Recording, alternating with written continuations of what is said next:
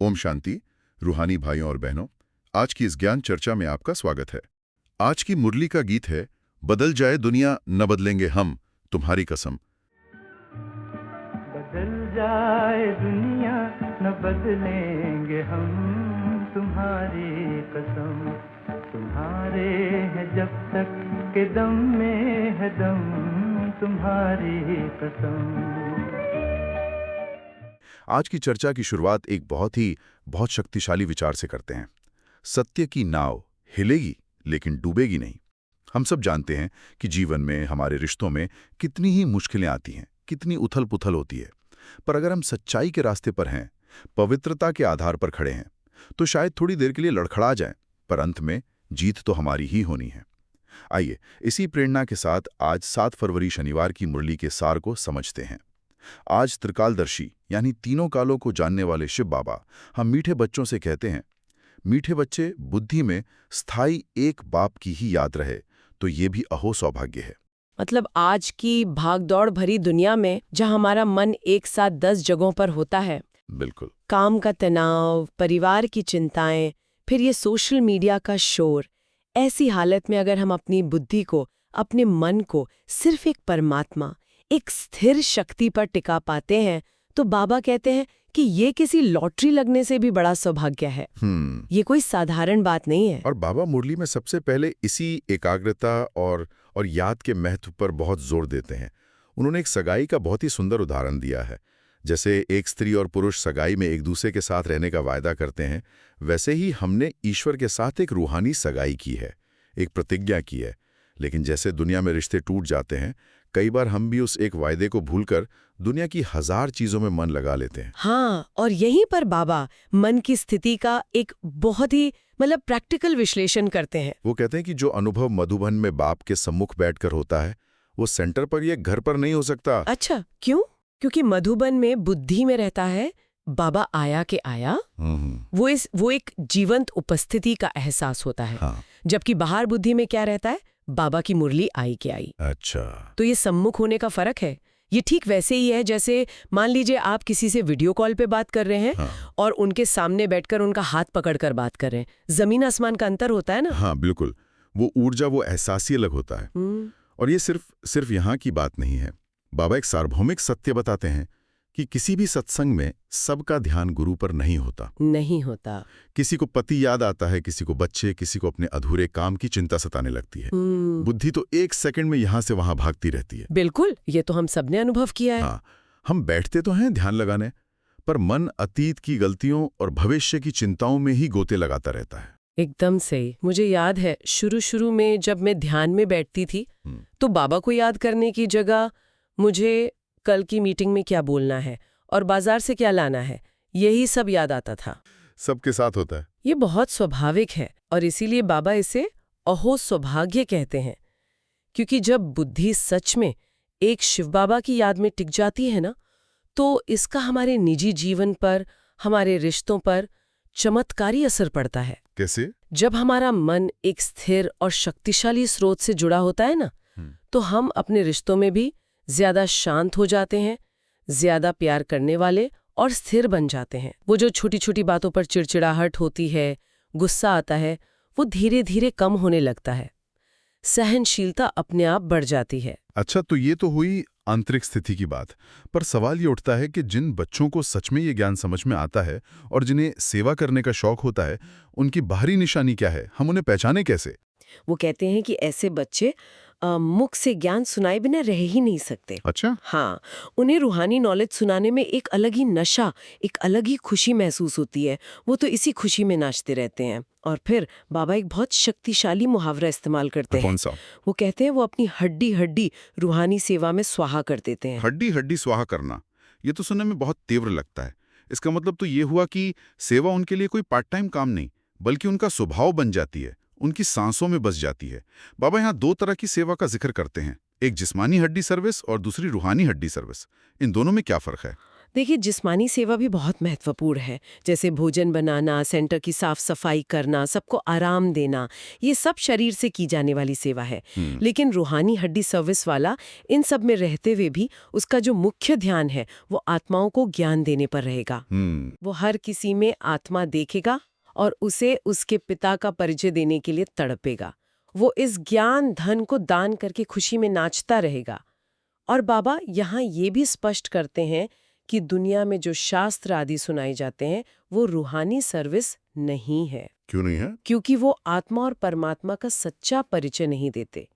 सच्ची रूहानी या स्पिरिचुअल सर्विस तो वो तो सिर्फ एक स्पिरिचुअल बाप ही आकर हम आत्माओं को सिखाते हैं। पर मेरे मन में एक सवाल आता है, कई लोग कहते हैं कि भूखे पेट भजन नहीं होता, तो क्या जिस्मानी सेवा को, मतलब किसी की भौतिक जरूरतों को पूरा करने को, रूहानी सेवा से कम आंकना सही है, खासकर आज के समय में? ये बहुत अच्छा सवाल है और बाबा का भाव किसी भी सेवा को कम आंकना नहीं है, बिल्कुल नहीं। भाव है प्राथमिकता को समझना। प्राथमिकता? हाँ, जिस्मानी सेवा उस नींव की तरह है जो जरूरी है, लेकिन इमारत तो रूहानी सेवा की ही बननी है।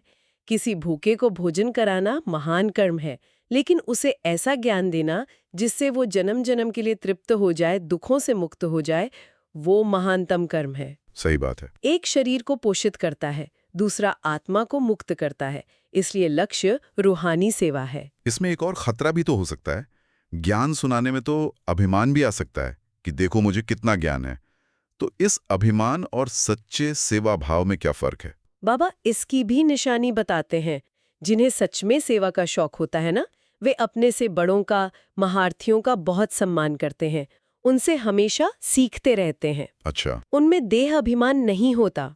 वो हमेशा एक विद्यार्थी की तरह सीखने को तैयार रहते हैं। ये नहीं सोचते कि मुझे तो सब आता है।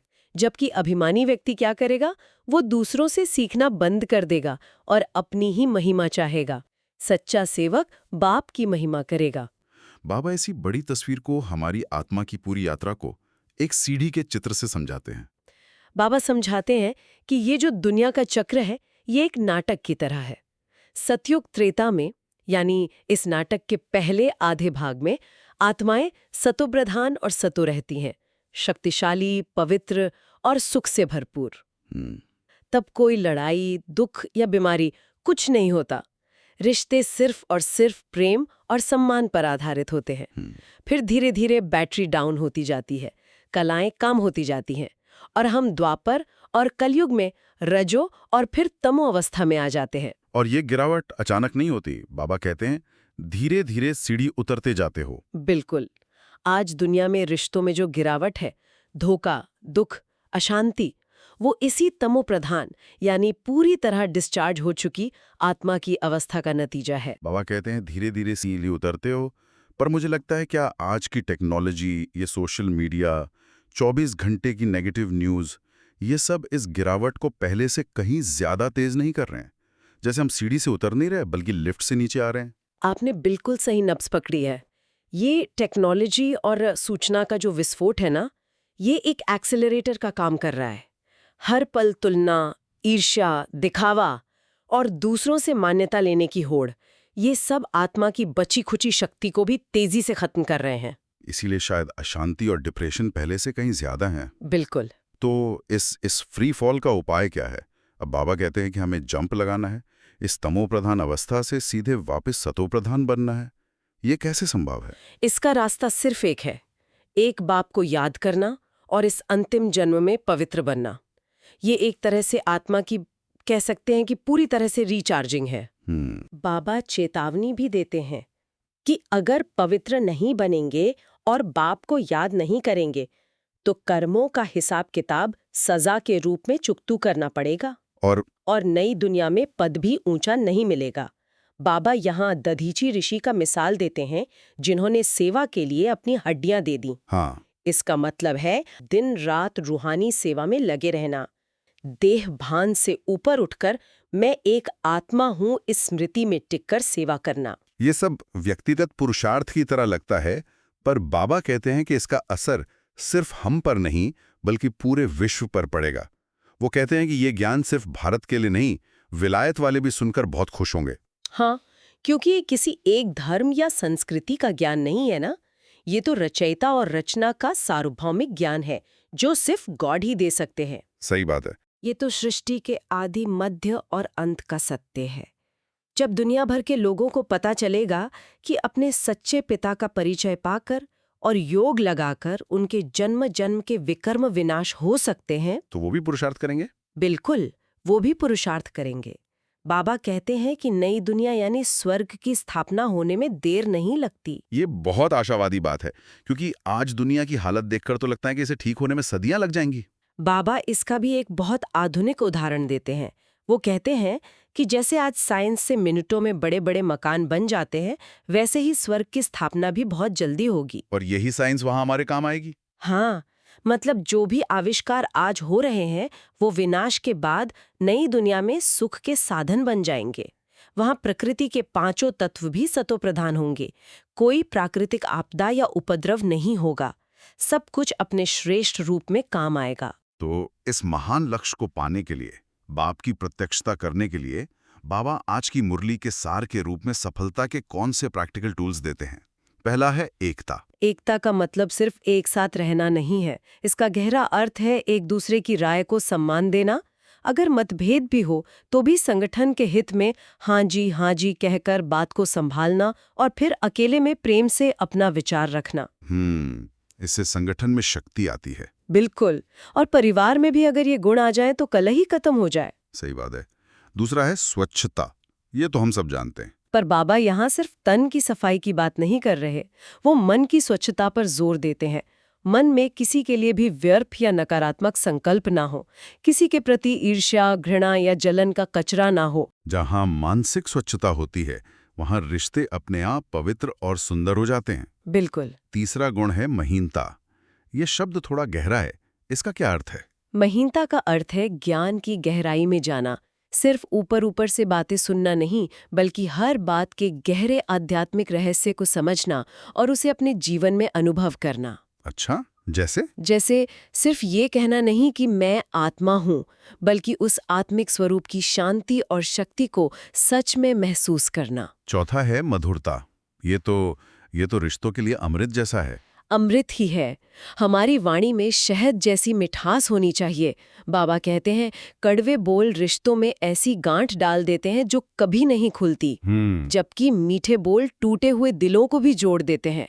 मधुरता एक बहुत बड़ी रूहानी शक्ति है। और पांचवा और अंतिम गुण है महानता। ये तो बहुत बड़ा शब्द है।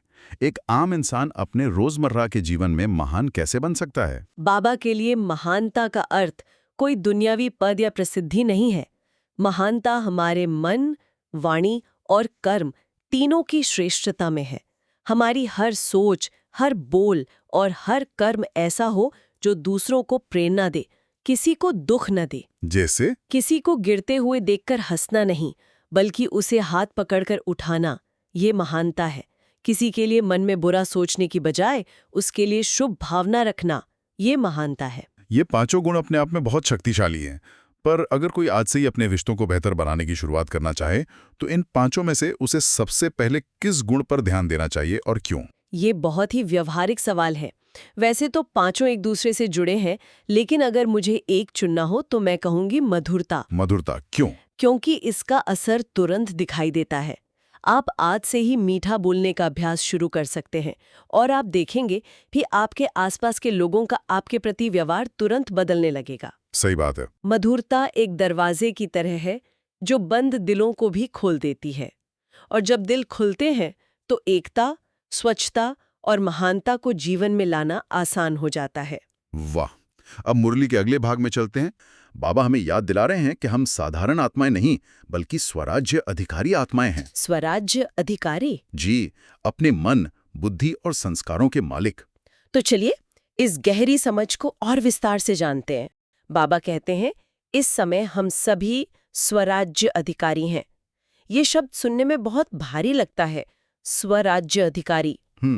इसका असल में रोजमर्रा की जिंदगी में क्या मतलब है? इसका मतलब बहुत सरल और गहरा है।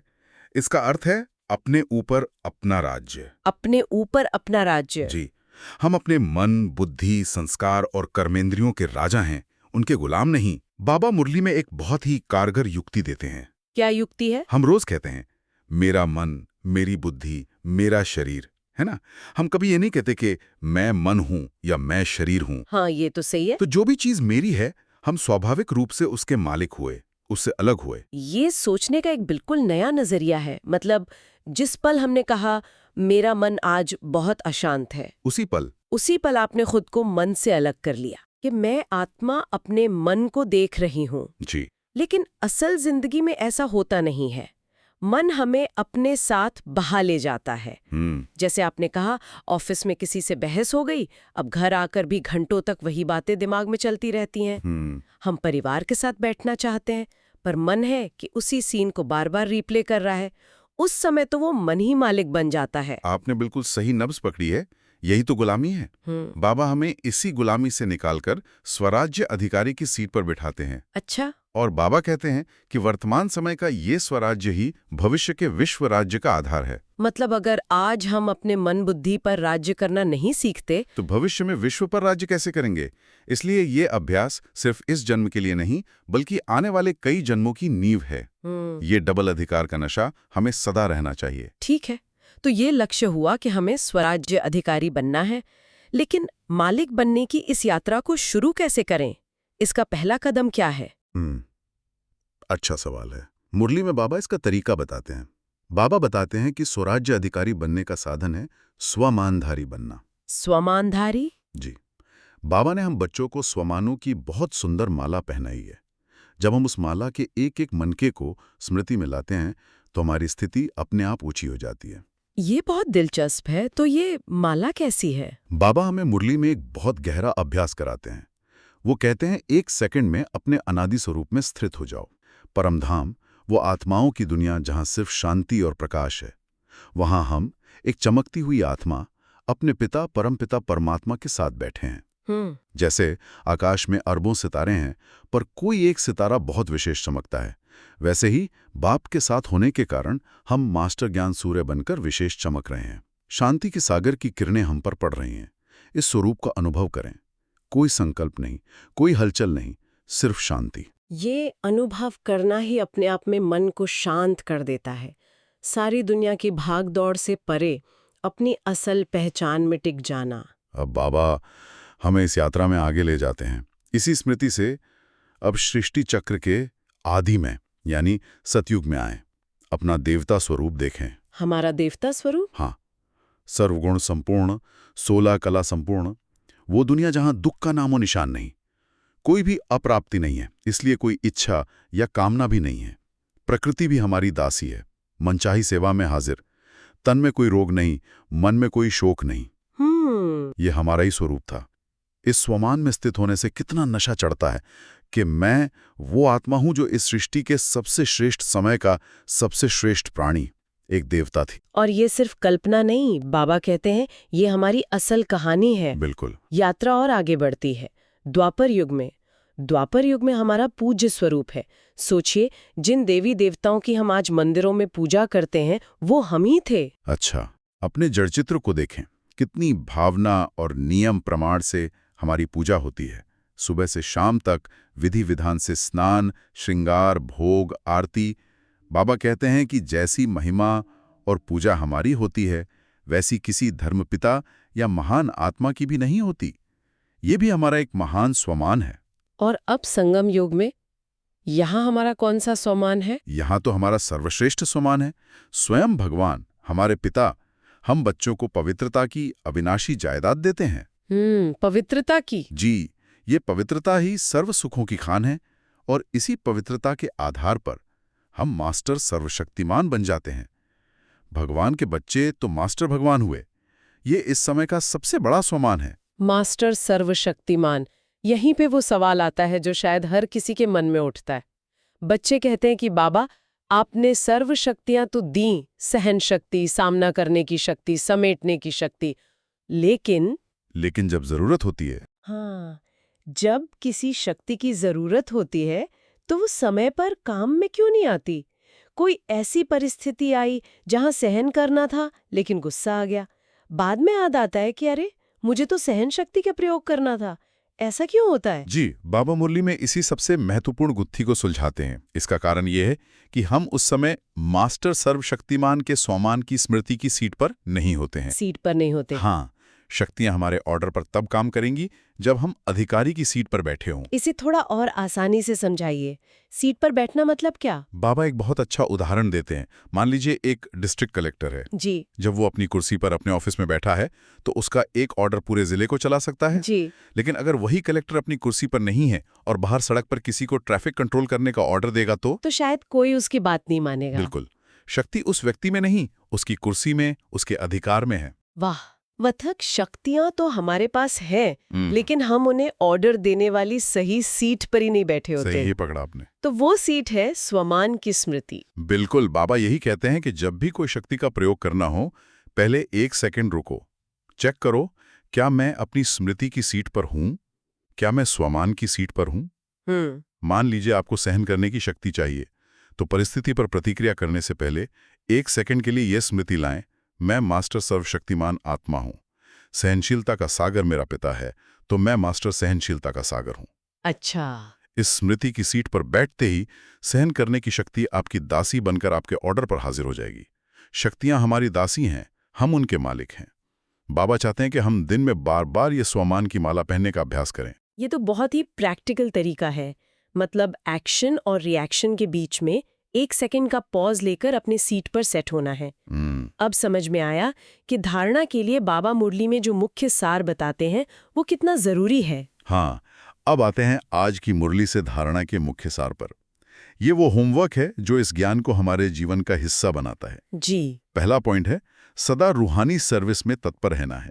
ज्ञान धन दान करके खुशी में नाचना है। खुद धारण कर औरों को धारण करानी है। इसका गहरा अर्थ है कि ज्ञान को सिर्फ सुनकर खुश नहीं होना है। जब हम इसे जीवन में लागू करते हैं तो हमारे चेहरे और चलन से वो खुशी अपने आप छलकती है। हाँ, फिर दूसरों को बांटने में बहुत आनंद आता है। जी, रूहानी सर्विस करने में। और दूसरा पॉइंट है, बाप जो ज्ञान का खजाना देते हैं उसके अपनी झोली भरनी है, नोट्स लेने हैं, फिर टॉपिक पर समझाना है, ज्ञान धन का दान करने के लिए उछलते रहना है। मुझे लगता है ये बहुत महत्वपूर्ण है। अक्सर हम मुरली को बस सुन लेते हैं, लेकिन बाबा कह रहे हैं कि अटेंशन दो, मुख्य पॉइंट्स को नोट करो, उस पर सोचो, उसे अपना बनाओ। सही बात है। जब हमारी बुद्धि रूपी झोली ज्ञान से भरी होगी तभी तो हम किसी और को कुछ दे पाएंगे। बिल्कुल। ज्ञान को अपना बनाना ही धारणा है, और इसी धारणा से हमें अथॉरिटी आती है, जिसका जिक्र आज के वरदान में है। हाँ, आज का वरदान बहुत ही शक्तिशाली है। आज का वरदान है, सत्यता की महानता द्वारा सदा खुशी के झूले में झूलने वाले अथॉरिटी स्वरूप भाव। ये सुनने में बहुत सुंदर है, खुशी के झूले में झूलना। लेकिन बाबा इसे सत्यता से कैसे जोड़ रहे हैं, और ये अथॉरिटी स्वरूप क्या है? बाबा समझाते हैं कि एक कहावत है, सच की नाव हिलेगी पर डूबेगी नहीं। हाँ, सुनी है। जो इंसान सच्चा है वो अंदर से निश्चिंत होता है, उसे कोई डर नहीं होता। बाबा कहते हैं, जब कोई हमें हिलाने की कोशिश करता है, चाहे झूठे आरोप लगाकर, निंदा करके या किसी भी तरह से परेशान करके, तो अगर हम सत्यता की सीट पर पक्के हैं तो वो असल में हमें हिला नहीं रहा, बल्कि हमारे खुशी के झूले को और तेज झुला रहा है। ये बात समझ नहीं आई। कोई हमारी निंदा कर रहा है और वो हमें झूला कैसे झुला रहा है? ये तो उल्टी बात लगती है। इसे ऐसे समझें, ऑफिस में किसी ने आपके काम के बारे में आपके बॉस से झूठी शिकायत कर दी। ठीक है। अब आपके पास 2 रास्ते हैं, या तो आप दुखी हों, परेशान हों और उस इंसान के बारे में गलत सोचें, जो कि नॉर्मली होता है। हाँ, या फिर आप अपनी सत्यता की सीट पर बैठें। आप जानते हैं कि आपने अपना काम ईमानदारी से किया है, तो आप अंदर से शांत रहेंगे। और जब ऐसी कोई मुश्किल आती है तो हमें सबसे पहले किसकी याद आती है? बाबा के। बस, तो उस इंसान ने परिस्थिति बनाकर हमें दुनिया से बुद्धि हटाकर बाबा की याद में लगा दिया। अच्छा। और बाबा की याद ही तो सबसे बड़ा खुशी का झूला है। तो वो हमें गिराने आया था, लेकिन अनजाने में हमें बाबा के और करीब ले गया। बाबा कहते हैं, ऐसे में आप उन्हें मन ही मन धन्यवाद देंगे कि आप झुलाओ, और हम बाप के साथ मीठे मीठे झूले में झूलें। यही है अथॉरिटी स्वरूप बनना। मतलब जब बाहर की कोई भी बात आपके अंदर की खुशी को खत्म ना कर सके। जी बिल्कुल। वाह, मतलब परिस्थिति को देखने का नजरिया ही पूरी तरह से बदल देना है। जो हमें गिराने आया वो असल में हमें बाबा के साथ खुशी के झूले में और ऊपर उठा गया। ये तो बहुत ऊंची और शक्तिशाली स्थिति है। जी, यही सत्यता की अथॉरिटी है। जब हम सत्य पर स्थित हैं तो कोई भी बाहरी प्रभाव हमें दुखी नहीं कर सकता। हम अपने सुख के मालिक बने रहते हैं। तो आज की मुरली का सार यही है कि हम स्वराज्य अधिकारी हैं। अपनी स्वमान की सीट पर सेट होकर हम सर्व शक्तियों को समय पर कार्य में लगा सकते हैं जी, और हर परिस्थिति को, चाहे वो कितनी भी नकारात्मक क्यों ना लगे, उसे अपनी सत्यता की अथॉरिटी से खुशी का झूला बना सकते हैं। बिल्कुल। और इसी अभ्यास को पक्का करने के लिए आज की मुरली से हम सब के लिए एक होमवर्क है। अच्छा, आज का स्लोगन है, सर्व शक्तियों की लाइट सदा साथ रहे तो माया समीप नहीं आ सकती। और वरदान है सत्यता की अथॉरिटी का। तो इन दोनों से मिलाकर एक बहुत शक्तिशाली स्वमान बना सकते हैं, जिसका दिन भर अभ्यास किया जा सकता है। कौन सा? मैं मास्टर सर्वशक्तिवान आत्मा हूँ, सर्व शक्तियों की लाइट और सत्यता की अथॉरिटी सदा मेरे साथ है। बहुत सुंदर। इस एक लाइन को बार बार याद करने से दिन भर की हर परिस्थिति में बहुत मदद मिलेगी। बिल्कुल। आज की इस ज्ञान चर्चा में आपको सबसे अच्छी बात कौन सी लगी, जिससे आपके जीवन में कोई परिवर्तन लाने की प्रेरणा मिली हो? नीचे कमेंट्स में जरूर बताएं।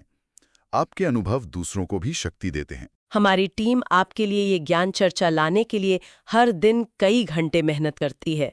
इसलिए कृपया शिव बाबा के इस चैनल को लाइक, शेयर और सब्सक्राइब करके अपना पूरा सहयोग दें। और अगर आप इस ज्ञान को और गहराई से समझना चाहते हैं तो पूरी मुरली का श्रवण आप अपने नज़दीकी ब्रह्म कुमारी सेंटर पर जाकर अवश्य करें। वहां आपको और भी स्पष्टीकरण मिलेगा। शुक्रिया बाबा। ओम शांति। ओम शांति।